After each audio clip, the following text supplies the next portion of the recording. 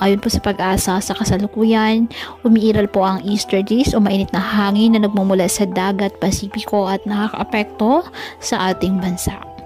Wala naman pong bagyo o low pressure area na minomonitor sa loob at labas ng ating Philippine Area of Responsibility na maaaring makapekto sa ating bansa. Wala rin pong gale warning na nakataas sa anumang baybayin ng karagatan, kung kaya malaya pong makapamalaot ang ating mga kababayang mangingisda na may maliliit na sasakyang pandagat.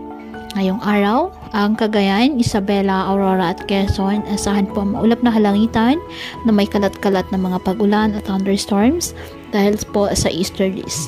Ang nalalabing bahagi ng bansa kasama ng Metro Manila, generally fair weather condition, may aliwalas na panahon, ngunit may tsansa pa rin po ng mga localized thunderstorms. Kaya patuloy po natin na pag-iingat pa din ang ating mga kababayan sa pantapan po ng mga pagbaha at pagguho ng lupa at ugalin po na magdala palagi ng payong o kahit ano panangga sa ulan o di kaya may sa init ng araw kapag lalabas ng ating mga tahanan. At yan po muna ang update sa lagay ng panahon ngayong araw. Muli, patuloy po tayo na mag-ingat at palaging tandaan, God loves you. Stay safe and God bless.